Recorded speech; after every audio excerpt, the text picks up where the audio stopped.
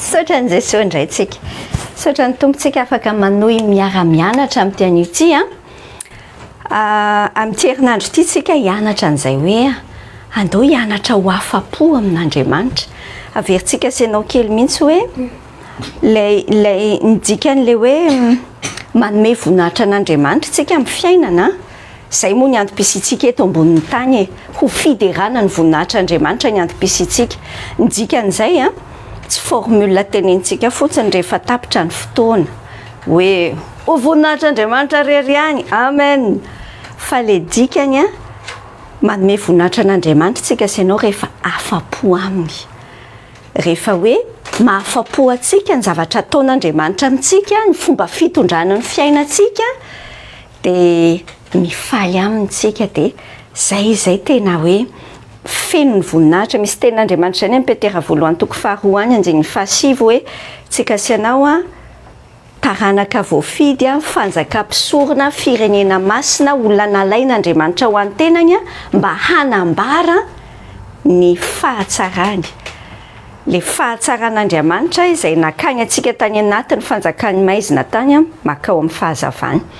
Dia zay le antom-pisiantsika eto ambony tany, dia zay le antony hianarantsika amin'ny herinandro ity hoe ndao hianatra ho afa-po amin'Andriamanitra. Tamin'ny omaly a ny zavatra nresahana teto afaka jerenao any anatin'ny Facebook ny radio Voamasoandra ohatra ka tsy naraka moramora ianao. Nijerytsika hoe fa iza mihitsy ara moa io Andriamanitra io, hoe tena Andriamanitra ve no Andriamanitritsika ao anatin'le fiainantsika. Le izy ohatrany hoe fanontaniana hafahafa zany hoe zany koa ve dia mipetraka ianao ohatrany hoe tsy nahalala fa tsy Andriamanitra foana hatramin'izay ko ianao entre guillemets kristianina hatramin'izay. Fa le izy kay tsy logika fotsiny hoe raha ny beazina atao amin'ny finoana kristianitsika dia tonga dia mandeha ho azy hoe Andriamanitra ny Andriamanitritsika. Fa mazana ny fandrika any dia ataontsika ao anatina boaty kely, zany hoe manamboatra Andriamanitra atao anatin'ny saintsika ato tsika dia tiatsika ho araky ny eritreretintsika Andriamanitra. Dia zay avy eo no mamparitaka atsika amin'ny fiainana, satria diso finoantsika se diso Andriamanitra fa manintsika mifeno fanahiana amin'ny fiainana matahotra zany voan'ny crise de panique sy ny dépression rehetrarehetra ity tsy hoe akory ny fiainana, ny sarotra ny fiainana ary se depuis que ça existe nanomboka niditra ny fahotana dia efa sarotra foana amin'ny fiainana. Dia miteny koa ny tompo hoe tsy hamora mihitsy le izy. Fa manintsika no latsaka ao anatina dépression be amin'ny fiainana rehefa tsy tafa tena voaraintsika hoe Andriamanitra, le tena Andriamanitra no Andriamanitritsika. Tadidinao ve le zavatra anankifito? Juste manao rappel kely tsika alohan'izay tsy teo mihitsy moa misy momba an'Andriamanitra, maizy azy an'Andriamanitra anankifito ny tenentsika omaly a. Mifanampy etsika dia tsy ho tadiditsika ve izy mifarany. Ina moa ny zavatra voalohany resahantsika hoe masy mandidy Andriamanitra. Ny zavatra faharoa masin'Andriamanitra. Ny zavatra fahatelo mahalala ny zavatra rehetra Andriamanitra, omniscient izy. Ny zavatra fahaefatra maefa ny zavatra rehetra Andriamanitra, omnipotent izy. Ny zavatra manaraka an'izay tsy miova mihitsy izy, ninona tsy mety miova izy. Ny zavatra manaraka manana fahatezerana mirehatra Andriamanitra, fa tsy hoe akory hoe famindrapo fotsiny izy, fa manana fahatezerana mirehatra izy. Fa ao anatin'izany rehetrarehetra izany nefa fezin'ilay zavatra fahafito nresantsika hoe fitiavan'Andriamanitra. Izay ny zavatra nresantsika omaly. Dia hoy isika hoe rehefa fantatrao tsara zany tsy hoe karakteristika an'Andriamanitra fotsiny fa tena hoe ny maizy azy an'Andriamanitra, tsy hoe fantatro ara-tsaina fotsiny, fa miaraka amin'ny isan'andro mandeha amin'ilay lalako isan'andro dia mahatadidy hoe ay moa izao ny Andriamanitra, fantany daholo avokoa mialoha ny zavatra rehetra, efa miplanifie daholo ny zavatra rehetra, milamina be ianao dia afaka mankafy an'ilay Andriamanitra ao. Fa zao raha afaka eny amin'ny lalana andehanantsika amin'ilay fiainantsika isan'andro. Misy zavatra anankiray izay mora mahazo antsika rehefa mandeha ilay fiainana. tsika moa zany miara-miaina amin'ny olona leto ambonin'ny tany dia misy fotoana ohatra misy pincement au cœur kely zay any anatintsika any rehefa mahita ny fahombiazan'ny hafintsika nefa ny fiainantsika ohatra midonadona amin'ny rindrina any dia izay mihitsy zany zao ny zavatra hoenarantsika sy ianao amin'ity anio ity hoe andao hianatra hifaly amin'ny fahombiazan'ny hafa. Tiako tenenanao mihitsy io satria zao tsy haiko aloha na mety any amin'ny gasy ihany fa ny malagasy surtout mety azonao sary an-tsaina angamba zany. Mahavariana rehefa mandeha aty ampitan-dranomasina aty dia misy olona tena tsy te hiaraka hiaina amin'ny gasy mihitsy, tsy te handeha amin'ny fiangonana misy gasy, tsy te hirahira satria ahoana? Satria ny gasy mantsy misy fotoana manahiran'izay. Dia ataontsika hoe ny gasy fotsiny mety tsy tsika mihitsy kanefa tena mora mahazo antsika koa. Rehefa mahita olona miakatra zay izy dia tiany hidina mafy dia mafy iny, fa ahoana ino miakatra dia ahoana? Lalina be azonareo raha efa tratran'izany fatrany amin'ny anjery manontolo any amin'ny université variana mihitsy fa zany misy prof d'université tsy tiany mihitsy le mpianatra ho tonga mahay ohatranazy. Mampihoritrihitra ao mihitsy zany tsika sy ianao mianatra hoe ndao rangahy hianatra hifaly amin'ny fahombiazan'ny hafa. Zay le zavatra ho resantsika manao fampitinana kely ny omaly tsika dia hiresaka an'izay tsika amin'ity anio ity. Ndao aloha hivavaka tsika dia hoentintsika amin'ny tompondray izay fotsika izay andray an'izay fampianaran'izay. Andriamanitra ray misaotra anao amin'ny anaran'i Jesosy zahay hoe afaka hianatra aminao indray, izay tena te hianatra an'izany hoe ho afa-po aminao amin'le fiainanay isan'andro. Tianay hoe le maha-kristianina anay tsy anarana hoentinay hoe kristianina hono fa tena tianay ho fiainana misy impact amin'ny fiainanay isan'andro ary eninay mihitsy hoe afa-po aminao zahay. Androany zay tompo te hianatra an'ity hoe mifaly amin'ny fahombiazan'ny hafa ity, zay mety zavatra tsy logika aminay fa zay indrindra ny fananao no aoka mpianatra azy aty anatinay dia hanoratra tsara ny fahamarinan'ny teninao any anatin'ny fonay tsirairay avy any. Dia matoky anao zay fa miaraka aminay ianao hoe toa manazava ny sainay ianao na ny ankizy na ny tanora zay rehetrarehetra dia handray avy aminao zay amin'ny anaran'i Jesosy. Amen. Mifaly amin'ny fahombiazan'ny hafa. Ny zavatra andrasan'Andriamanitra amintsika misy tenin'Andriamanitra eo amin'ny Romanina toko 12 ao andiny 5:10 milaza hoe miara mifaly amin'izay mifaly ary miara mitomany amin'izay mitomany. Efa henontsika foana zany tenin'Andriamanitra zany rehefa mamangy fahorintsika dia haintsika zany fa zay le sitrapon'Andriamanitra tian'Andriamanitra ataontsika.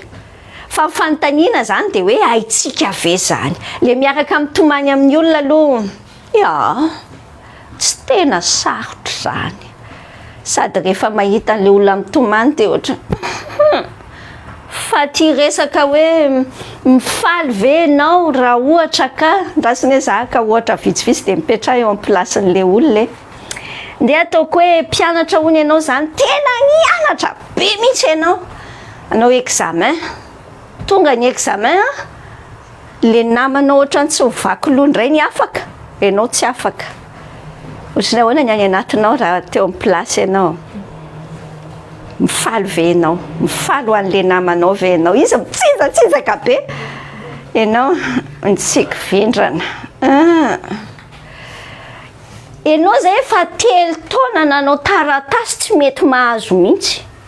Misy olona voatonga tsisy herintaona tena misokatra be ny lalana azy, kikiko loatra zao ianao rehefa izy zany falifaly be hoe ianao eny le félicitation le tsy fa dia nahazo RP zany nareo, ok any anatinao any misy pincement kely na misy point d'interrogation be hoe fa ahoana mety tsy fananinao akory fa misy an'izany any anatintsika any.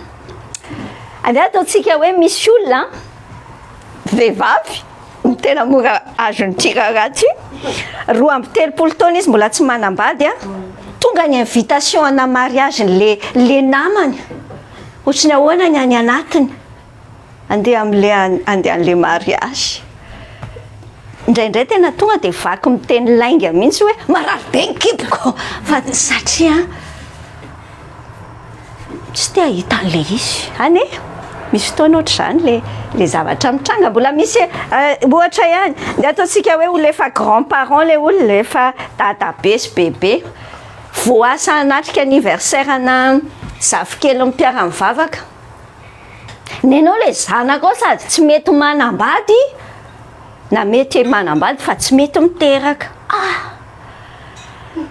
misendo kely ihany ianao any anatinao any rehefa raikitra joyeuse nidiny ianao ny anara na le any équipe miomby raha mbola tsy nisy dia ohatrany kikiko loha ohatr'izany andeha ataoko hoe mpampianatra sekolelady hono ianao ohatra raiko ty tsy afaka ianao tamin'iny dia nisy ny solo tonga amin'izay ianao verina nampianatra an'le mpianatra le mpisolo anao foana ny tenen'le mpianatra hoe fa izy iny mahay mampianatra be dia ataonao ihany ny tsy hiteny fa any anatin'ny lohanao any mampitonga dia mampitenana hoe za koa tsy mahavita tsony sa hoana ho ianao ny zavatra tsy mandeha logika fotsiny le tenin'Andriamanitra tokoa tsy vitany hoe mifaly miaraka amin'izay mifaly lalina be da be ny ohatra samihafa ny mazava dia ty miara mifaly amin'ny olona ty tena sarotra ty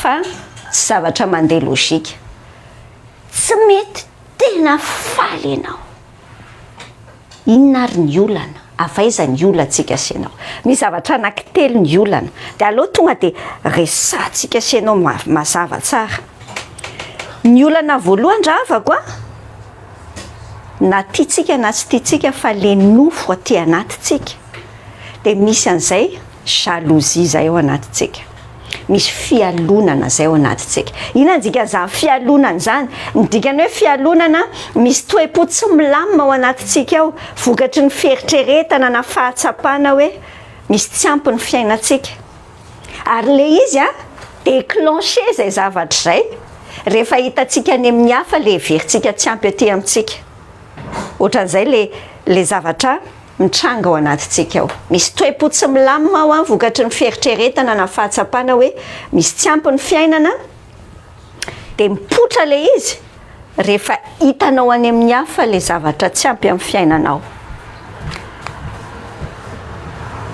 tandremo tsy ohatra ny Saoly mahafinaritra be amin'ny baiboly ry sakaiza ao anaty baiboly ao tena misy karazam-piainana be da be zay afaka iso referivantsika fa tsy voitsika akory miaina an'le izy soratan'Andriamanitra ao mba handraisantsika senao lesona tsara tandremontsika tsy ho tohany Saoly mpanjaka hitanao Saoly au début ange Saoly tamin'ny vao nifidiana ho mpanjaka tena feno fanetreteny izy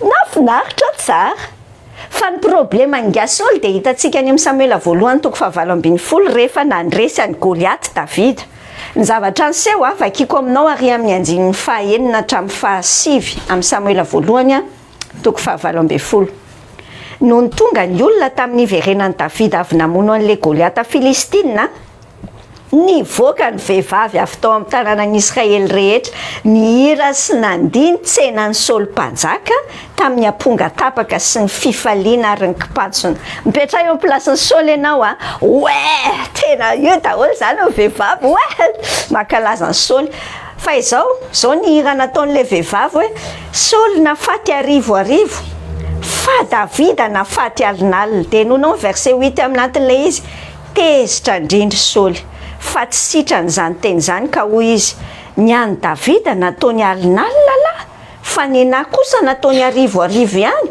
koa ny fanjakana ihany sisany tsy mbola azony tena lasa nanomboka teo feno fialonana any Saoly any Davida i Saoly mijery an'le tantara ohatran'izao tsika ny tendance aty anatsika mieritreritra hoe Saoly zany fa oravako hoentin'ny tompo mihitsy sika sy ianao androany a ho afahan'ny tompo am'le sentiment négatif ohatr'izany fa zany a mandeha ho azy aty anatintsika rehefa misy zavatra tsy ampy amintsika nefa hitantsika ry amin'ny hafa ry fa ankoatran'izay inona koa le zavatra mitondra nyity hoe zavatra mitondra nyity mahatonga antsika tsy faly rehefa mahomby ny hafa fialonana ny anankiray a ndika ny jalousie fa ny anankiray fitsiritana convoitise fitsiritana inona zavatra miseho amin'izany ndikany hoe fitsiritana mahatsapa insatisfaction ianao tsy fahafaham-po na tena hoe ngidi-po mihitsy a vokatry ny fahitana ny zavatra na toetra na toerana ananany hafa mizavatra ananany hafa dia miteraka amertume be aty anatinao lay izy tahaka ny hoe le fialonana aloha ny fiantombohany a dia mitohy amin'le fitsiritana iny zavatra iny mihitsy tianao fa maninoniny tsy anahy dia lasa misy an'izay sentiment insatisfaction fa lasa tena hoe amertume mihitsy aty anatintsika dia le izy avy eo lasa mitondra fahatezerana fantatrao tsara fa misy samy expérimenté ny zavatra tantaraintsika ity any amin'izay relation antsika any mety amin'ny relation amina ray tapo dia mety misy an'izany mety ny amin'ny relation amin'ny ao am-piangonana tena possible misy an'izany vao maika moa eo amin'ny fiarahamonina tsotra fotsiny amin'izao dia mitondra fahatezerana mitondra lolo-po ary tsaronao ve ny tantarany Kaina sy Abely tantarany Kaina sy Abely tena hoe nany amin'ny Genesis toko fahaefatra misy an'le tantara ny efaran'le tantara dia ny vonoan'ny Kaina mihitsy Abely nanomboka tany amin'ny jalousie hoe fa maninona neny Abely no nankasitran'Andriamanitra ny azy tsy dia lasa miraikitra tao am-pony izay fahatezeran'izay dia lasa namono any Abely izy ny zavatra fahatelo resantsika sy ianao antony fahatelo mahatonga an'ity a antony efatra ny tiako teny tazaraina aminao amin'ity androany ity fa antony roa voalohany izay fialonana fitsiritana ny antony fahatelo a firehareana raha havako firehareana ina ndikany hoe mirehare mieritreritra ny tena hoe ambony no ny hafa na mihevitra ny fiainana hoe io fiainana io dia tokony mihodina autour de toi lasa ohatrany tsy hoe lasa fa hitanao a zavatra tahaka iné mampanota atsika ty anatintsika dia lasa misaina ny tenantsika foantsika tout tourne autour de nous le moi be atsika sy ianao lasa mihevitritsika hoe mihodina amintsika le raharaha ao amin'ny ohabolana 16-18 a dia zao tsara ny tenin'Andriamanitra hoe ny fiavonavonana mialoha ny fahasimbana ary ny fanahy mirehare mialoha ny fahalavona misy an'izay avonavon'izay ny firehareana raha havako a ohatrany ahoana le raharaha ao anatin'le izy mety hoe mahay zavatra kokoa noho ny hafa ianao na manana zavatra kokoa noho ny hafa ianao mirehare ianao mizesty ianao zany mety manana voninahitra kokoa noho ny hafa dia ny olana ao anatin'le izy a rehefa tsy ianao no ambony indrindra dia tezitra ny anatinao any zay fa mipotra le izy mihetsika le izy ao anatintsika ao tsy mahafaly atsika le ananatsika rehefa mahitatsika hoe misy olona manana mihoatra lavitra atsika dia lasa tsy falitsika omeny tombo diagnostika zany tsika amin'ity androantsy hoe ny problemanao amin'izany misy firehareana any anatin'izany enonao nge ny teny eo ampitory-teny fahaefatra andininy fahaefatra hitako ny tenin'ny tompo ny fisasarana rehetra sy ny fahaizan-javatra rehetra fa avy amin'ny fifampialonany olona zany lalina be a mampisaina be anahy io zavatra io hoe sainao nge hoe inona marina zao ny motivation anao hiasa ohatra. Inona ny motivation anao te hanana zavatra? Rehefa dinihana, betsaka matetika, ngaty tsy ataoko hoe tena zany foana le izy fa matetika mahita zavatra eny amin'ny hafitsika. Zay moa le filazandra malagasy azy e. Tsika veranga dia tsy mitovy aman'olona mihitsy. Ohatrany hoe misy passement foana ny anatin'ny fo any hoe tsy mitovy aman'olona. Ny olona manana iPhone 18 zao rehefa volana septembre, ny anao mbola iPhone tsy haiko 8. Dia anao dia misy dia iny ianao fa mahatsiaro ohatra ny victime amin'ny fiainana. Ndre zay e.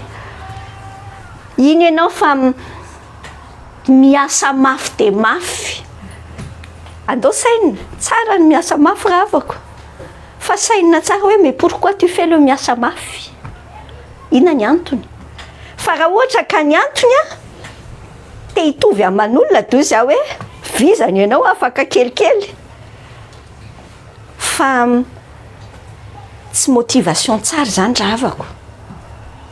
Nefa betsaka amin'ny zavatra eto ambonin'ny tany fifampialonana ny mahatonga an'le izy hoe atao te hihoatra ny hafa foana. Amin'ny lafiny anankiray zany ohatrany hoe positif zany fa misy progrès.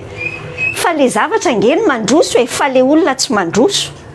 Fa lasa potika tsikelikely amin'ny fiainan'le olona satria le motivation amin'le izy tsy marina. Hitanao ty fahombiazan'ny hafa ty tena mampiseho complexe aty anatitsika. Mampiseho complexe aty anatitsika aty. Misy sary kely asehoko anao.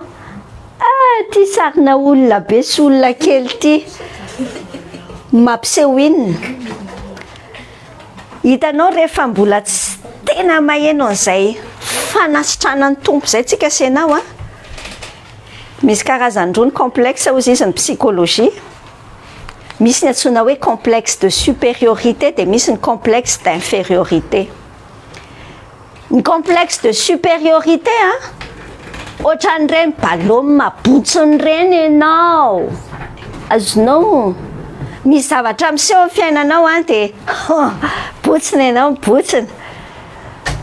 Ianao zany mahay, ianao izao ngeny zavatra mila azontsika senao an-tsaina tsara ravako e. Any amin'ny Korintiana any tenenin'ny tompo amin'izay. Tsy misy zavatra ananantsika mihitsy na haintsika mihitsy ka hoe tsika no niketrika dia nahavita an'le izy. Tsika senao zany mieritreritra hoe kazam tout est grâce ravako. Cadeau omen'Andriamanitra daholo io rehetra io. Ary ao anatin'ny iray mpimaso afaka alany. Dia eo mihitsy zany tsika senao no misaina hoe hola sao dia mba balôma mibotsiny ianao. Raha ohatra ka mibotsina amin'ny balôma dia laseo kely ange iny andeha eny dia misiditsidina eny izy. Tsindri-paingotra kely fotsiny se dia vitany aminy azonao moa zany aty aloha aty mbola misy toerana. Dia eo tsika senao no mandinika. Androany zany tsika senao mijery fitaratra kely indray mijery fitaratra kely amin'ny tenin'Andriamanitra. Mbola misy seza iny siny. Ok, razo kely aloha fa tohizatsika raha vao tafapetraka tsara ny namana. D'accord. Tsy mana petrapetra.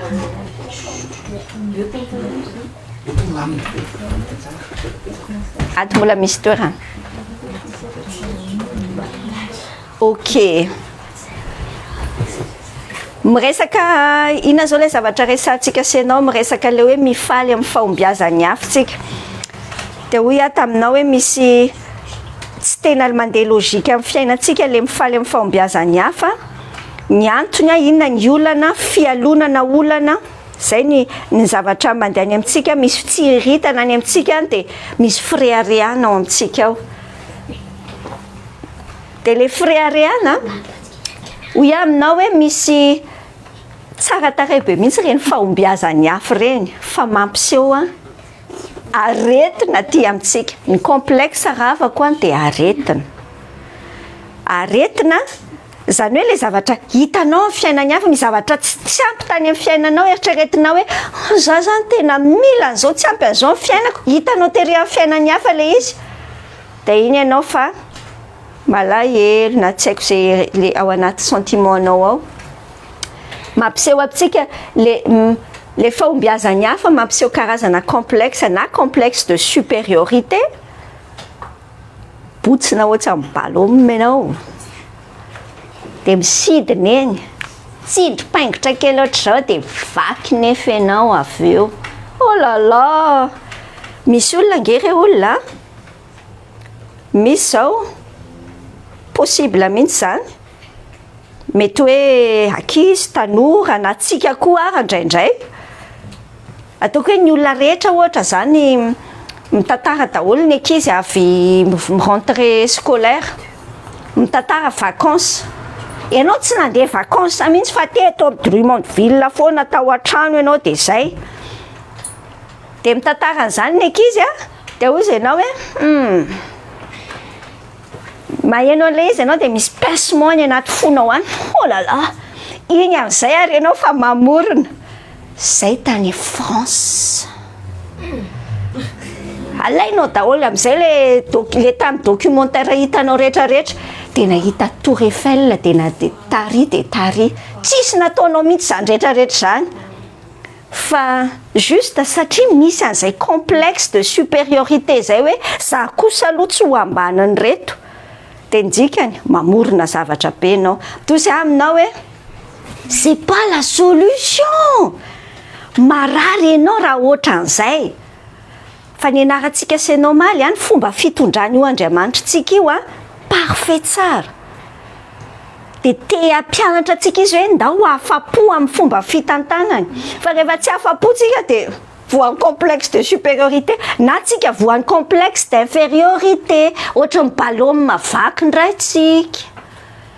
Le izy ry tsy ohatr'izay dia lasa feno pitié de soi ao anatsika vao misy mahita fahombiazany hafa tsika dia iny fa mandritry ny herinandro aloha dia ohatran'ny akoho voakapoka sa ohatran'ny trondro. Ianao efa nahita trondro? Motomototra be ohatr'izao foana ilay izy dia mifitirika be ohatr'izao foana vao masony. Dia indraindray tsika ohatr'izany foana, ohatran'ny baolina vaky. Ndre ohatrany ahoana re ny endrik'Andriamanitra ao an-danitra ao mijery antsika. Ny zavatra ataony miseho amin'ny fiainantsika tiany hoe ahafa-po antsika dia tsika mahita an'ilay izy hoe oh là là, victime fiainana mihitsy androany ny tompo te hanafaka anao amin'izany, te pas victime. Tsy olona victime ianao, tsy misubira fotsiny ianao fa tiany tompo ianao akafy an'ilay izy. Fa hoentiny devoly ianao mahita hoe tsy mitovy amin'ny hafa nareo, tsy mitovy amin'ny hafa. Tsy natao sy tsy censé hitovy amin'ny olona tsika. Zay tena mila raisitsika sy ianao mihitsy ny hoe olona miavaka ange zany olona kristianina zany, zanaky ny mpanjaka amin'ny mpanjaka zany. Tena manana fanjakana hafa mihitsy tsika sy ianao. Eto ambonin'ny tany tsika fa tsy natao hitovy aman'olona. Ny gasy mantsy aloha dia averiko mihitsy zay fa za koa nge mba voan'izany taloha dia hitovy aman'olona foana dia mijaly rehefa tsy mitovy aman'olona. Ka iazoko misy ina koa hitovizako aman'olona. Ianao nge zanaka mpanjaka amin'ny mpanjaka dia maninona ny te handeha hitsindroka zordira? Za aloha tsy mila mitsindroka intsony. Zavatra fahaefatra amin'ny avaizany olantsika mahatonga antsika tsy tafamifaly, tsy tafamifaly amin'ny fahombiazany hafa fa ohatrany manao semblant, faux semblant kely foana eny arabaina kia nazy taratasy nareo any anatinao any. Jesosy fa ahoana ny any tsisy foana. Aiza ny olantsika sy ianao tsy mahay mankasitraka tsika sy. Olantsika voalohany jalousie, fialonana. Olana faharoa convoitise, fitsiriritana. Olana fahatelo fréaréana, orgueil. Ny olana fahatelo ingratitude, tsy mahay mankasitraka tsika. Enonao ngendro manana toko voalohany andiny faraiky amin'ny roapolo hoe fa na dia nahalala an'Andriamanitra azy dia tsy mba nankalaza azy toy izay mendrika ho an'Andriamanitra na nisaotra azy. fa tonga zava-pony izy tamin'ny fisainana ary tonga maizina ny fonodonto. Drasiny jerentsika sainao tsara io texte io asa razonao an-tsaina fa à chaque fois isaky ny tsy mahay mankasitrakintsika dia maizina ny fijerintsika, maizina ny fijerintsika. Le zavatra zao mifantatritsika alefako ange zao teny zao dia toizanao hoe fa tsara ianao na raha nytoy an'izany io ny bokin'ny salama fa tsara ianao inona ary sady inona sady mpanao ny tsara ary manina ataonareo moramora hainareo nge zany Andriamanitra zany teneniny zany haitsika zany matetika sady tsara ianao ny mpanao tsara.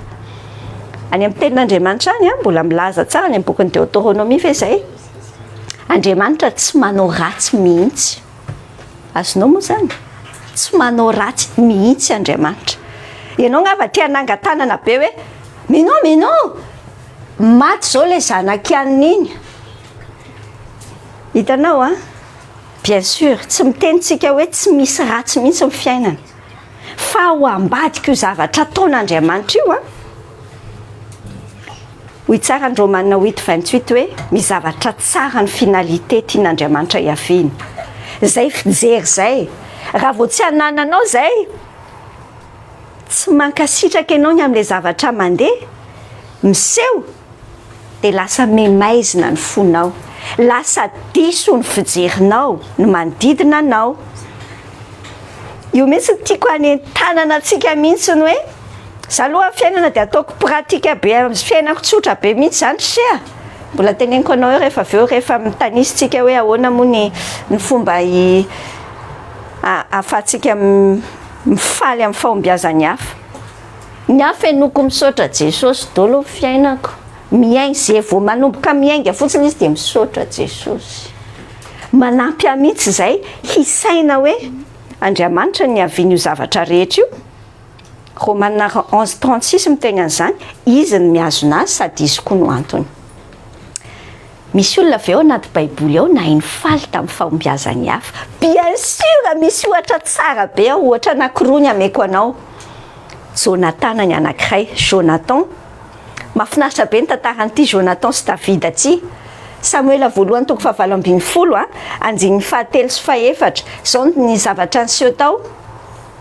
David sy Jonathan nanao fanekena noho ny fitiavan'i Jonathan azy toy ny tenany. Dia nesorony Jonathan ny akanjo ny ivelany izay teny aminy ka nomeny an'i David mba amin'ny akanjo fiadiany sy ny sabany sy ny tsipikany ary ny fehikibony koa azy. Bon, rehefa vakianao ohatr'izany izy dia sahirana ianao hoe dina koa zao ny dikan'izany. Milazonao sary an-tsaina tsara fa Jonathan no prince héritier tamin'io fotoana io.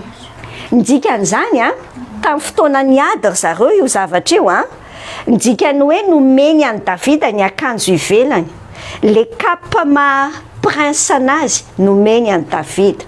Nomeny an'i David mba amin'ny akanjo fiadiany pour lui dire hoe David ok be mihitsy hoe ianao ny mpanjaka fa tsy za. Tena nifankatia tanteraka be mihitsy ny io David sy Jonathan io. Ny faly Jonathan hoe David no mpanjaka fa tsy izy. Zany le ohatra. Maka ohatra anankiray hafa indray tsika. Jaona mpanao batisa ny ohatra anankiray hafa. Raha sy moa nefa vakiko aminao ny texte atsika ao amin'ny Jaona toko 7 ao. Enonao manomboka amin'ny verset 26 dia ny 29-30 asehoko anao eto. Zao le teny ao. Tonga tany amin'ny Jaona ny mpianany dia niteny taminy hoe o Rabio, le tany aminao tany andafy ny Jordana izay nambaranao hoe indro, izay nambaranao hoe indro raha aloha izay nambaranao iny dia indro izy fa manao batisa izy ary ny olona rehetra manatona azy. Raha aloha ho azonao tsara ny texte atsika. Hoy izy hoe le mpianany zany nanatona ny Jaona dia miteny hoe le tany aminao tany andafy ny Jordana iny mpampianatra le rangahy iny manatona azy daholo ny olona. Ohatrany hoe lasa be followers be izy risia. Ianao ty ohatra ny tavela fa ahoana lasa ny daholo ny olona.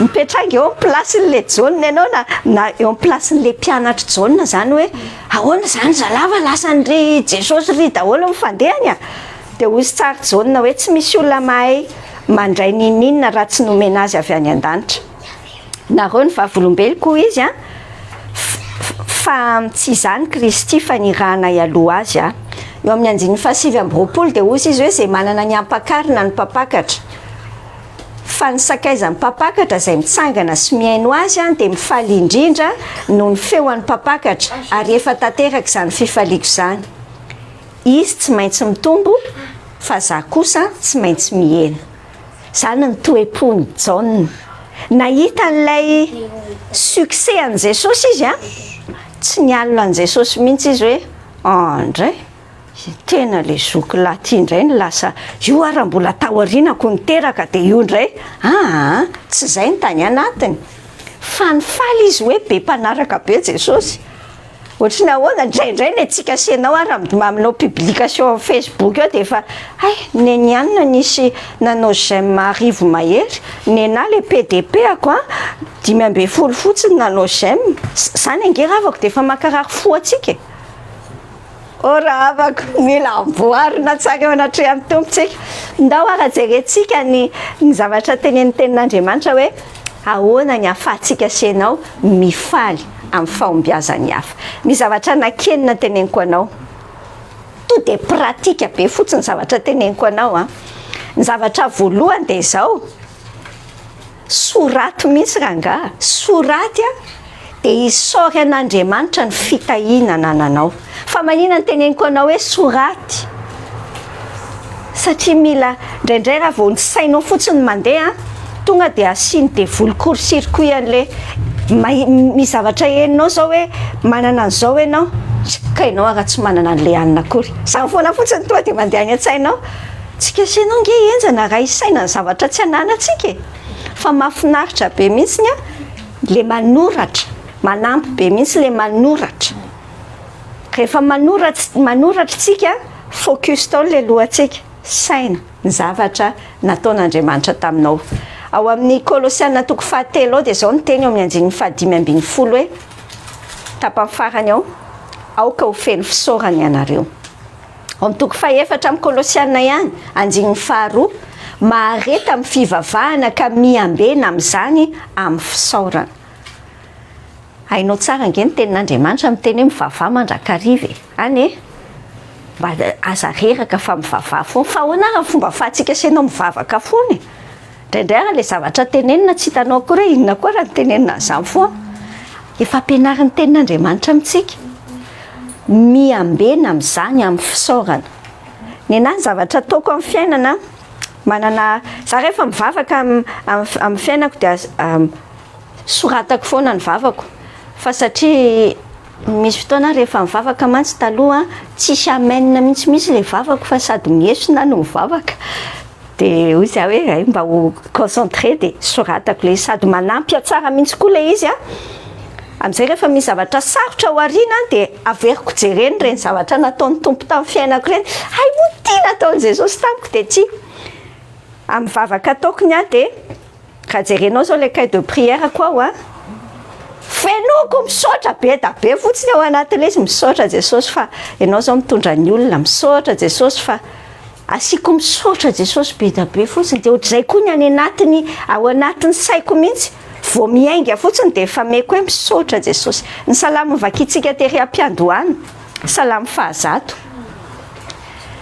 ao amin'le salamo 100 ao ny andinin'ny 4 de miteny hoe midiry eo amin'ny vavahadiny amin'ny fisaorana ary eo akianjany amin'ny fiderana raha ohatra tsika senao te hitoetra eo amin'ny présence an'Andriamanitra ndikany hoe présence an'Andriamanitra tsy vocabulaire na secte akory zany fa sao de eritreretinao fa le fiainantsika mihitsy ny tian'Andriamanitra ohatr'izay conscient an'Andriamanitra ianao amin'ny fotoana rehetra ahoana ny ahatonga an'izay misaora andeha ianao afaka hisaorana daholo ny zavatra rehetra satria ahoana satria tsy misy mihitsy amin'ny zavatra ananantsika no hoe paraki de efa ananantsika fotsiny tsy afaka hiassume fotsiny tsika hoe manana fa grasa daholo io rehefa miakanjo ve ianao dia efa misaotra Jesosy fa miakanjo ndraindray zany tsy any anatin'ny sainao mihitsy misaotra Jesosy fa afaka mampiakatra sotro ao am-bava misaotra Jesosy fa afaka matory eo ambony fandriana misaotra andramo ane ravako hoe indrindra rehefa tam'izay le tafiky ny fahavalo mandefa n'le manisy lopy an'le zavatra ananan'ny hafa nefa tsy anananao vitan'ny hafa toatrany tsy vitanao isaorany tompo zay vitanao zay omeny tompo anao ny amin'ny Tesaloniana voalohany toko 5:20 dia hoy ny tena miteny hoe misaora amin'ny zavatra rehetra fa izany ny sitrapon'Andriamanitra ao amin'ny Kristy Jesosy ho anareo. Le misaotra mihitsy ny sitrapon'Andriamanitra ho antsika. Le misaotra amin'ny zavatra tsara ohatrany tsy dia maninona fa vita moramora. Ianao ve fa nisaotra tamin'ny zavatra ratsy? Andramo ravako fa manafaka be mihitsy satria mahatonga anao hijery an'ilay circonstance amin'ny perspektiva an'Andriamanitra. Mahita ianao hoe aimo Andriamanitra ny ao ambadika io dossier rehetra io. Zavatra faharoa, ahoana ny ahafahantsika senao mifaly amin'ny fahombiazan'ny hafa? Andao ekentsika fa ampy antsika Jesosy. Zay nge ravako ny dika amin'ny fivavahana kristianina. Hitanao rehefa maty teo amin'ny hazo fijaliana ny tompontsika, namonjy atsika tamin'ny zavatra izay mibloke amin'ny fiainantsika rehetra. No mibloke amin'ny fiainantsika dia ny fahotana. Fa nireglen'i Jesosy teo amin'ny hazo fijaliana zany.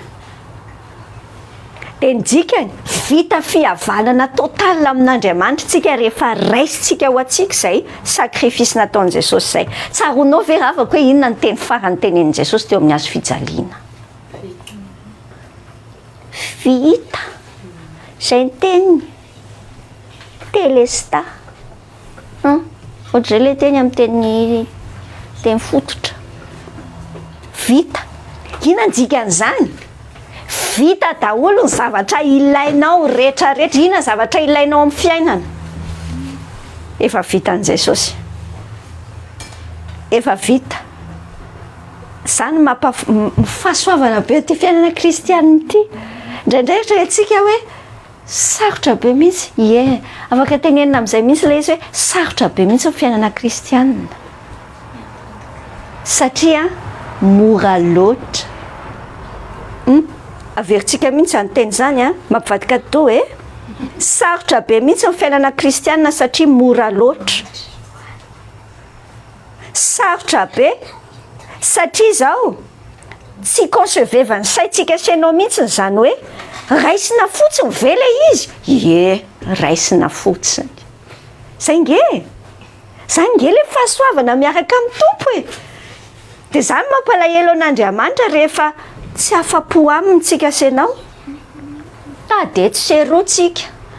Mivezivezy, nivezivezy, dia mivezivezy aza mitady fitiavana atsy, mitady vola be ary, mitady tedavina daholo ty rehetrarehetra ty. Za tsy miteny anao mipetra tsara ao an-trano dia ataovy croiser les bras fa tamy eo le izy. Fa hitanao le fonao. Le fonao lasa diso zavatra katsahana. Ny tenin'ny tompo miteny hoe Matthieu 6:33 hoe katsao aloha ny fanjakan'Andriamanitra sy ny fahamarinany dia manampy ho anao ny zavatra rehetra, anaraka anao. Dia le problème mivadika dotsika se le zavatra ny katsahantsika dia atsotsika fotsiny tompo. Taio kely azafady le izy, taio kely. Dia ny tompo ane dia gaga amintsika se. Amindao tsika sena ho ampy ho atsika io Jesosy io. Enonao tsara ty tenin'Andriamanitra amin'ny Hébreux 13:5 ty. Aza vela azo laka amin'ny fiainanareo ny fitiavam-bola. Enonao moa zany. Aokinareo hianina. Amin'izay anananareo fa hoy Andriamanitra hoe tsy andao anao mihitsy ary tsy afoy anao velively. Tsika teny ombonany io amakitsika azy io dia amin'izay nazava kokoa. Aza vela azo laka. Azo tsika senao loatra. fitiavam-bola ny fototro ny ratsy rehetra hoy ny Efesianina 6:10 boky Efesianina tsy tadidiko tsara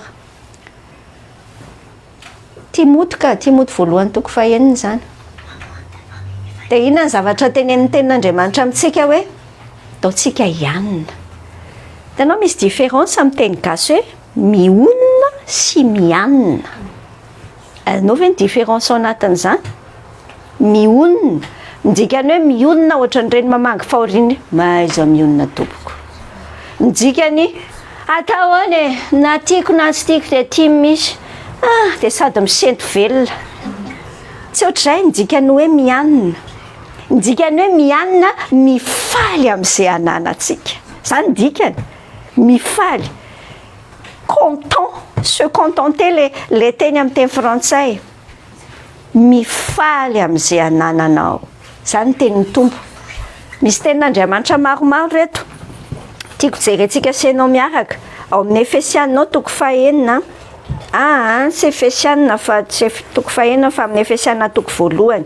Misy an'ity vavaka Paoly ty eo amin'ny 7:10 hatramin'ny 7:10. Zao ny vavaka Paoly hoe mba omen'Andriamanitra Jesosy Kristy tompontsika aray ny voninahitra ho anareo ny fanahy ny fahendrena sy ny fanambarana amin'ny fahalalana azy tsara. Enonao tsara ny verset 18 ary mba hampahiratina ny maso ny sainareo mba ho fantatrareo izay fanantenana avy amin'ny fiantsony sy izay hareny voninahitry ny lovany eo amin'ny olona masina ary ny fioarany alehibe ny hery no atsika izay mino araka ny fiasan'ny hery ny faherezany. Ina le vavaka Paoly? Ny vavaka Paoly hoe mba hiratra amin'ny masontsika. Fa amin'ny masontsika senao azambainy devoly. Dia rehefa miratra amin'ny masontsika dia nous réalisons enfin hitatsika hoay ve zany ny harena. Ianao ve efa nisy fotoana nieritreritra hoe ianao angeny olona manan-karena indrindra eto ambonin'ny tany. Fantatrao moa zany tse? Ianao ny olona manan-karena indrindra eto ambonin'ny tany. Dia angamba hoy ianao hoe te mba mandatsaka indriritiana. Ny olona ny sekely dia tsy mihiratra amin'ny mason'ny sekely. Satria le zavatra eto tany any litase fangamo ianao tsy zanak'Andriamanitra. Rehefa nandray an Jesosy nge tsika io sisy ny Jaona toko voalohany 12 dia nomeny hery ho tonga zanak'Andriamanitra. Fantatrao moa zany Andriamanitra dadanao zany tompony zavatra rehetra. Izy miteny any amin'ny bokin'ny Salamo any daholy ny tany sy ny lanitra ny tany sy izay rehetra eo aminy samy mijery any ivelany any daholy mandinika inona ny hitanao any. Anao daholy reny, anao daholy. Dia izay nany ka tsy ampiasainao fotsiny satria hoy ny tompo hoe tsy ilainao. Tsara taray be ilay ny anarantsika senao maly. Endrenge Andriamanitra fantany tsara hoe tiany ilainao amin'ity fotoana ity. Raha zao ianao no lasa andeha ataontsika hoe mikarama $100 par heure. Ngamba Robina zao po mikarama zay $100 par heure. Avitra ihany ny fiainako. Alazaiko anao fa tsy mahavitra ny fiainanao zany. Satria rehefa mikarama $100 par heure ianao dia mbola teo $200 indray. Pitory ty amin'ny toko 5:17 ange zany se. Zay tia vola tsy mety voko vola. Lala be. Zao sokafo ny masonao. Avelao mihitsy sokafan'ny tompo ny masonao iréaliser. Tena miteny aminao mihitsy hoe io Efesianina toko voalohany io tamin'ny fiainako mihitsy ny aloha misy vavaka Paoly maromaro Efesianina toko voalohany io Efesianina toko fahatelo nataoko vavaka isan'andro isan'andro. Dia amporisihako anao koa atao vavaka isan'andro fa sokafan'ny tompo io masonao io. Dia lasa mahita ianao hoe oay ka izaho manan-karena indrindra hitanao ao amin'ny Filipianina 4:19 dia ny tenin'Andriamanitra ao miteny hoe ary Andriamanitra ho atanteraka izay rehetra tokony ho anareo araky ny hareny voninahiny ao amin'ny Kristy Jesosy. Inona zany? Tsy tsodrany fotsiny ange zany tenenin'ny Paoly zany fa matoa zany misoratra ao anaty baiboly ao dia satria izay mihitsy ny tian'Andriamanitra atao amin'ny fiainanao. Izy atanteraka izay tokony ho anao. Zany aloha le teny izy tsy miteny anao mihitsy hoe ho tanterahany izay ambition anao feno fitiavan-tena any satria te hoentin'le complexe de supériorité anao dia te angato Jesosy mba omeo an'le anina. Vérifiena kely motivation please ina ny antony so dia mibotsina ohatra mibalo ny fitiavan'ny tompo antsika se mihitsy angeny tsy hanome zany zavatra io satria mbola misy zavatra tia amin'ny fiainantsika mila corrigena mihitsy aloha. Ao amin'ny Korintiana faharoa toko faharoa ambin'ny folo andin'ny fahasivy sy fahafolo. Misy zavatra nangataha amin'ny Paoly zay tao. Misy tsilony tamin'ny Paoly dia 3 fois izy nangataka tamin'i Jesosy hoe mba esory. Ohatranao zany mangataka mba ameo Jesosy dia tsy ameny Jesosy foana le izy. Zao mivaly tenin'i Jesosy tamin'ny Paoly. Ampoanao ny fahasoavako. Faneriko tanterahana amin'ny fahalemena.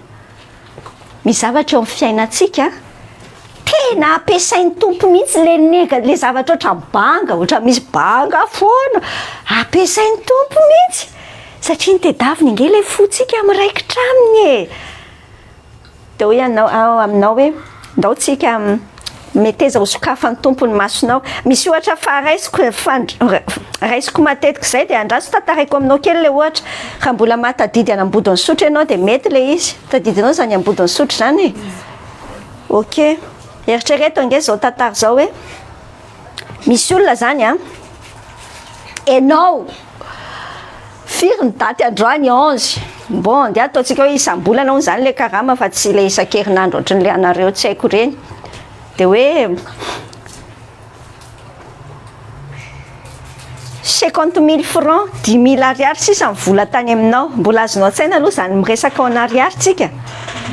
Ianao amin'io manambady amanjanaka 50 000 sisa ny eto tanana. Tena sahiran-tsaina mihitsy ianao nefa ny taon'ny andro mbola 25 vao mandray vola.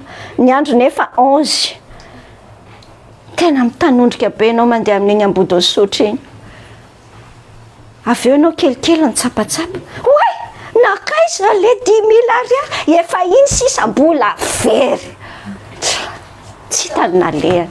Ny savainako, ny tomany, tena ny tomany mihitsy ianao teny ampivoatsena. Ny alavany ty zany ohatran'ny hoe tantara ohatran'ny dessin animé ihany fa mety tsy tena misy ohatra ty ny tena fiainana fa tsy maninona fa raisitsika.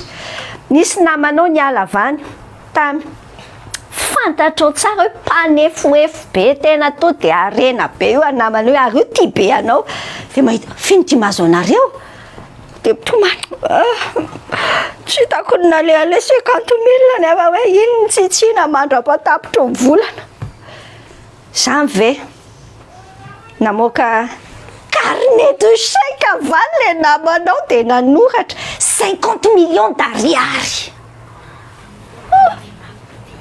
Carré, c'est quoi ça?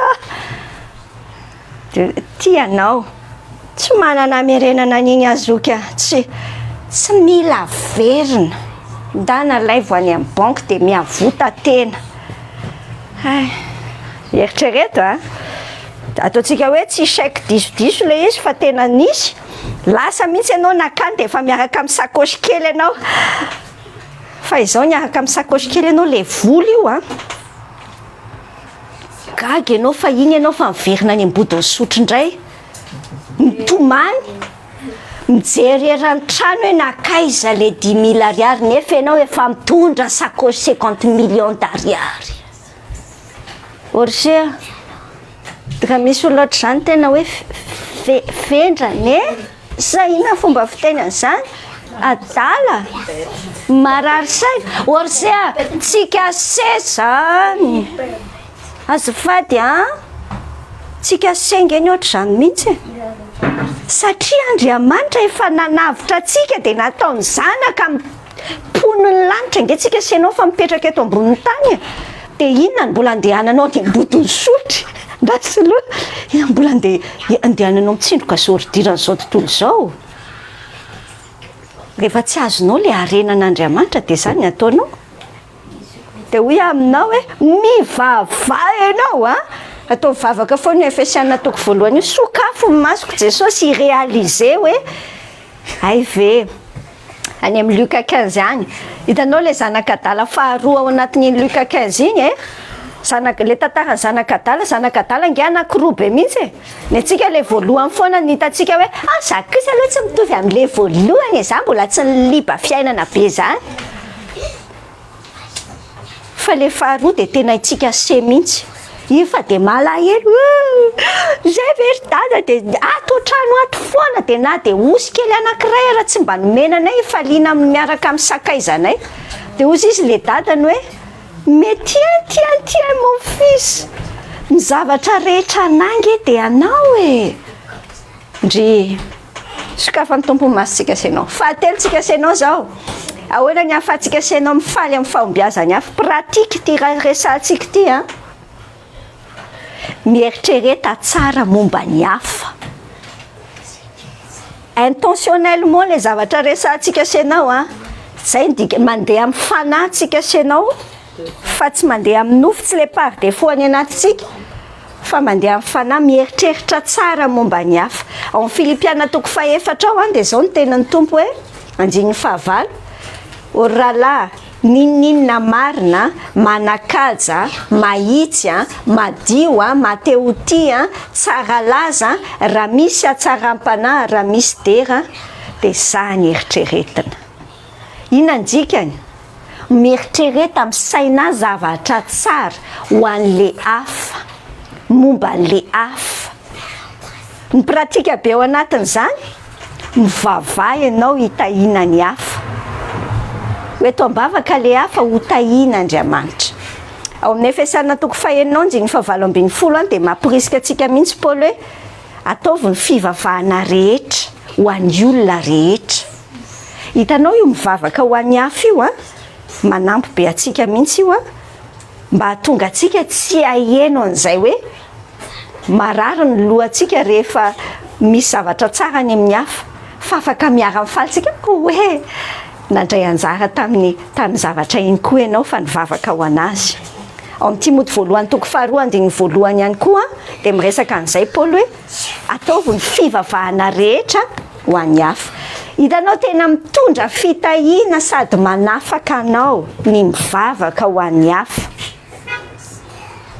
ao amin'ny Joba toko 2:7 ao andininy 10 zao tsara ny tenin'Andriamanitra amin'ny teny hoe Jehova napody ny fiadanan'i Joba raha nivavaka ho an'ny sakaizany izy ka dia nanome azy indrotoraka izay nananany fahiny izy ao anaty baiboly ao zany savako ianarantsika mivavah ho an'ny olona misy olona ve zany zao ndao ny saintsika misy olona ve amin'ny fiainanao zao somary mamelona kely an'izay ohatran'ny fialonana kely zay ao anatinao mahita azy misy zavatra nanany tsy anananao dia manahirana kely anao mivavah ho azy mbola vomaika mivavah ho azy ho tahin'Andriamanitra izy enonao nge ny Luka toko 9:20 ty tenan'ny tompo ty dia Luka toko 9:27-28 io tena manampy atsika senao mihitsy zao le tenin'Andriamanitra ao amin'le Luka 6:28 hoe misaora izay manozona anareo ary mivavah ho an'izay manisy ratsy anareo misaora dia mivavah le hoe mivavah tsy hoe akory mivavaka hoe misy olona manisy ratsy atsika Andriamanitra tonga dia ataovy tsy zay ngely izy fa le vavaka atao hoe Jesosy tahio izy tena ny ainako mihitsy io zavatra io raha afako misy olona tena akaiky anao amin'ny fiainana tena mandreraka be manimba be fiainanao ohatr'izay dia nisy fotoana amin'ny tompo tena ny teny anahany io foana tiana mivavao ilay izy dia za zany mivavaka an'ilay olona fa le vavako a Jesosy hitanao ny ataony amiko a valio araka an'izay tena mila atao aminy mihitsy izy zany foana ihany ao an-tsaiko dia avy eo a nandalina n'io teny io mihitsy a amin'ny teny anglisy a io tenin'Andriamanitra io miteny hoe bless to bless le hoe to bless égale tena hoe anonono fitahina dia za ty teny amin'ny tompo andray kosa Jesosy zao ve nataony anao dia atao hoe anono fitahina inona fa rehefa nakatoa amin'ny tompo hoe alefa soara fa teneniko tena nisy poids be mihitsy afaka taty amiko taty dia nanomboka nahita an'ilay olona tamin'ny masoafa mihitsy manafaka ravako no mivavaka ho any hafa zavatra faefatra zao resantsika senao ahoana ny ahafahantsika mifaly amin'ny fahombiazany hafa mila azonao tsara hoe indrindra resaka pino raha samy ao amin'i Jesosy le resahana kristianina miaraka aminao azoko je comprends fa natao ho vatana anankiray ny pino rehetra misy an'ilay tenin'ny Paoly any amin'ny Korintiana voalohany toko 2:25 zao ny tenin'ny Paoly ao hoe raha mijaly ny anankiray amin'ny momba ny tena dia miara-mijaly avokoa izay rehetra momba ny tena fa raha homembonahitra kosa ny anankiray amin'ny momba ny tena dia miara-mifaly avokoa izay rehetra momba ny tena raha azonao tsara zany azonao midikany hoe nandray an' Jesosy ianao raha afako tsy censé hiaina seul mihitsy tsika eto ambonin'ny tany fa nampidirin'Andriamanitra ao anatin'ny vatany Kristy tsika un peu doucement merci ok nampidirin'Andriamanitra ao anatin'ny vatany Kristy tsika zay sarina vatany zay mihitsy ny mila any a-tsaintsika senao mais bien sûr le olona mety tsy tena mahafinaritra anao hoe io veo anga fa sainy hoe raha ohatra ka ny tanana natao mariage ianao dia ny tananao nasiana n'iny peratra mahafinaritra tsara tarehy iny dia faly be ny masonao mijery an'ilay izy any vatana anankiray ihany fa tsy hoe ny maso mangarika foana zay ve nama tsy nasiany créancile tsy haiko tsy manao an'izany le izy fa miara-mifaly ao anatin'ilay izy dia ny compréhensiontsika mihitsy zany mila sokafa amin'ny tompo ny masontsika misainany hoe hay moa sady tsy mifaninana angesika senao hoe no tsy mifampitaha amin'izaniza samy juste manana ny plasiny tsara ao anatin'le vatany Kristy manana ny toerany manana ny don meny tompo anazy raha zao tsara ny exemple alain'ny Paoly ao anatin'io 1 Corinthiens 12 io milazy Paoly hoe raha ohatra zao ny tongotra hiteny hoe fa maninona ary any tsy tanana tokony ho tanana eritrereto ange zany se hoe ny tongotra indray ny tanana sa ataontsika hoe ohatra ny tongotra daholo ny vatana ray manontolo dia inona indray zany efa rany sa orona daholo problème zany raha izany tonga dia mampitahotra be sady tsy fonctionnel mihitsy amin'ny placenao tsara ianao tsy misy envienao ny hafa mihitsy na kely ary juste akafiziny ianao ny olantsika senao tsy bien développenao le anao satria lozanao misaina le any hafa hoe ohatr'izao zao ohatra neny hafa zange taloha se tena nanao zany mihitsy ohatra zany zao hoe mahita olona mitendry piano tena te ahy an'izany dia nanao nanao fa izy manao kelikely volana dia tsy manana lazonady ka tsy dao amin'ny fiainako mihitsy zany sady tsy natao ampiasa n'izany mihitsy fa tsy fanomezam-pahasoavana amin'ny fiainako zany fa ny enany ataoko makafy an'ilay olona mitendry tsara mety misy zavatra amin'ny fiainanao mety afaka ataonao hoe ay ve tsy mila miketrika an'izany fa ny enany akafiziko dia afaka ianao enonao ty Galatiana toko 1 ty fa manampy atsika senao tsara le zavatra tenenin'ny Paoly ao anatiny Galatiana toko 1:4 hoy Paoly miteny hoe aoka ny olona rehetra samy iza toetra ny asany avy dia samy anana hafaliana ny amin'ny tenany ihany izy fa tsy ny amin'ny olo-kafa samy mifaly amin'ny tenany, mifalia amin'ny tenanao, amin'izay omeny tompo anao ankasitrao. Fahadimitsika senao zao. Ty fahadimy ty ahoana? Intentionnellement ataovy mihitsy zay isandrata ny hafa. Oulala! Ahoana zany Jesosy? Filipianina toko faharoa. Ty kristianina ty ngary olona ka tena standard hafa mihitsy ny fiainantsika miaraka amin'ny Jesosy e. Filipianina toko faharoa andiny fahatelo. Amin'ny fanetretena hoy ny tenin'Andriamanitra dia aoka samy anao ny namany ho mihoatra noho ny tenany. Dia amin'ny Romanina 12:10 dia hoy ny tenin'ny tompo hoe mitary lalana amin'ny fifanomezam-boninahitra. Ianao mihitsy aza mihainohaino fotsiny dia misubira zavatra fa activement ampio ny hafa hisondrotra. Lazaiko anao Andriamanitra mahita tsara n'iny ataonao iny. Il va prendre soin de toi. Aza manahy ianao. Adaotsika senao tsy ohatra ny Amana. Mampiomehy be mihitsy ny tantaran'ity Amana ty ao amin'ny Estera toko fahaeninao. I Amana tena feno fialonana tanteraka amin'ny Mordekay izy.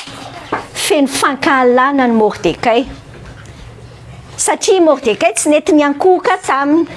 Tantarany amin'ny bokin'ny Estera zany. Dia ny zavatra niseho dia izao. Nisy fotoana amin'izay Amana nieritreritra izy hoe nieritreritra izy hoe andeha hanaovako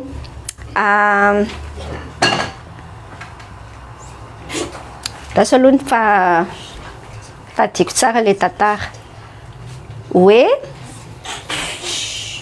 ny zavatra niseho tany amin'ny Estera toko fahadimy ny mpanjaka nanofo ny mpanjaka ny alina dia nafantatra izy hoe ay Mordekay mbola ny zavatra tsara be nataon'ny Mordekay nefa tsy nitadidiana dia ozy tsy ny récompensevana dia ozy izy mpanjaka hoe efa ny récompensevana ve efa nyvaliana fity ve zay Mordekay zay nanavitra mpanjaka dia hoe mbola tsy nataon'ilay izy dia njiky mbola tsy natao dia tamin'izay fotoan'izay indrindra ny tonga Amana tao amin'ny mpanjaka dia ny mpanjaka nanontany any Amana Amana amin'io zany tahaka ny hoe bras droit ny mpanjaka dia nanontany ny mpanjaka Amana inona ny atao amin'ny olona tia ny mpanjaka ho asandratra.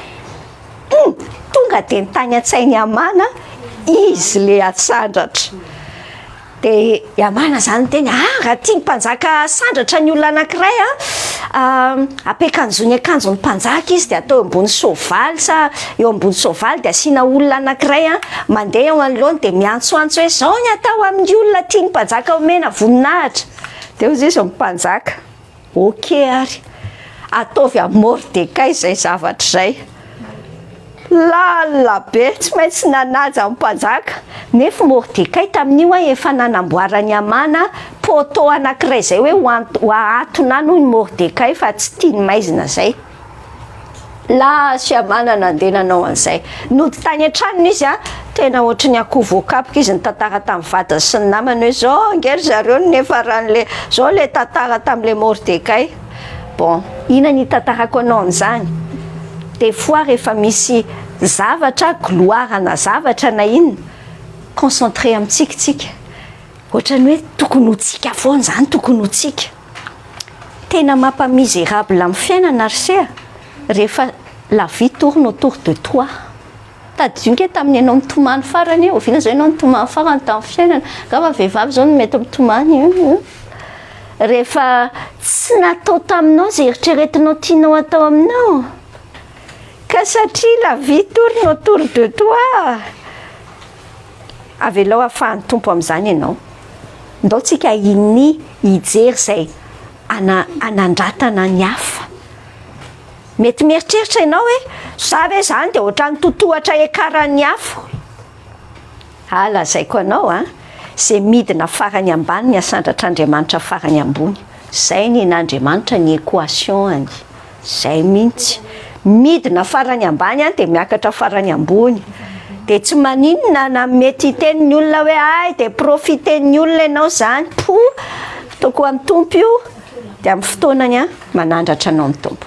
zavatra farandravako resako anao amin'ity androany ndao ankasitrantsika sy anao ny fotoanan'Andriamanitra ho an'ny tsirairay manana ny fotoanany ho an'ny olona tsirairay io Andriamanitra tsika io ao amin'ny Jaona toko 7 Jaona valiny Jaona mpanao batisa verset 27 tsy misy olona mahay mandray ninina raha tsy nomena azy avy any an-danitra zany nahazo RP vele na manao ino nefa ianao tsy mety mahazo tsy misy olona mahazo zavatra raha tsy nomena azy avy any an-danitra mahazo inona le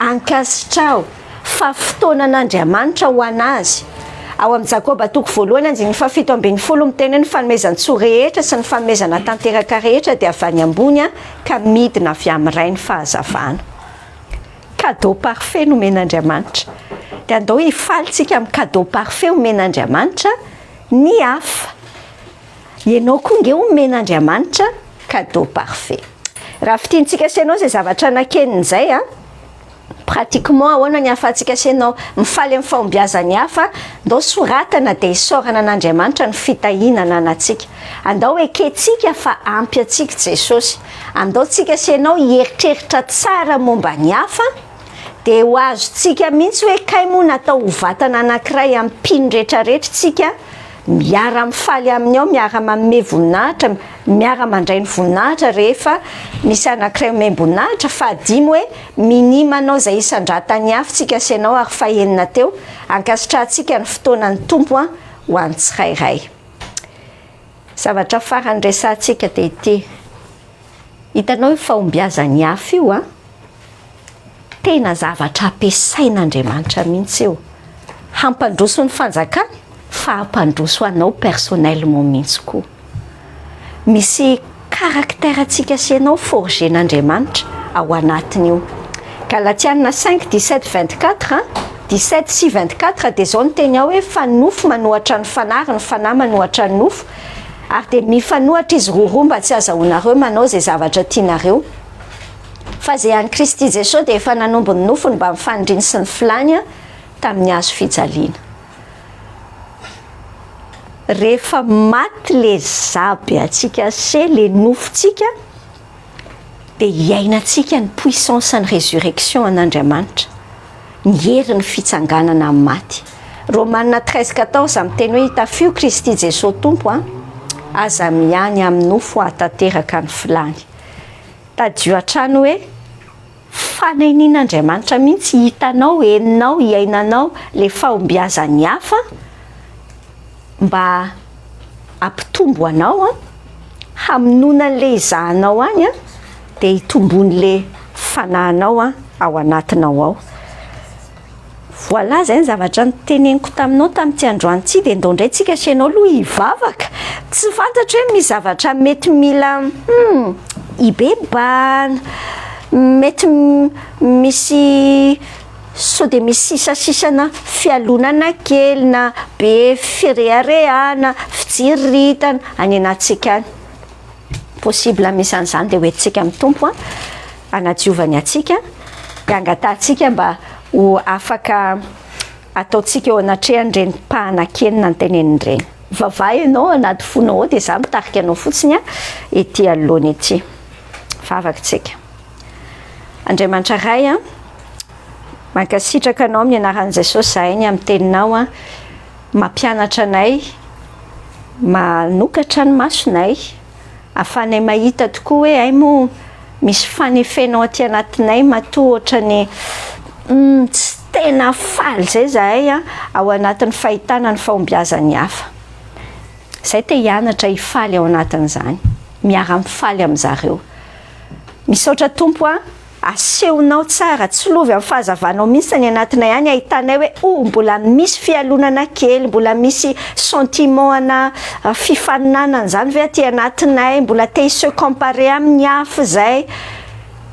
sokafo masonay ahita fa kay zay moa unique mpanakarena indrindra eto tany zay satria efa vitanao Jesosy ho anay ny zavatra rehetra ary tafiavana amin'Andriamanitra ray zahay sokafo ny masonay azahoanay an'izany apio mihitsy Jesosy tsy hitseriritra ny zavatra eny amin'ny hafa fa vao maika ary tena hifaly amin'izay omenao anay dia hifaly ho azy ireo ihany koa dia tena afaka mivavaka ho azy ireo zahay dia misaina an'izay hanandratana azy ireo isandratana izy ireo ampio mihitsy zahay amono an'ilay izahanay isan'andro ahafahan'ilay fanahy tena hoe mivelatra mitombo tsara ohatran'izao nateo mihitsy mivavaka tompo hoe ianao tsy maintsy mitombo dia zay tsy maintsy mihena misaotra Jesosy fa miasa ao anatin'ny fiainanay rehetra ianao dia ataonay amin'ny anaranao ny vavaka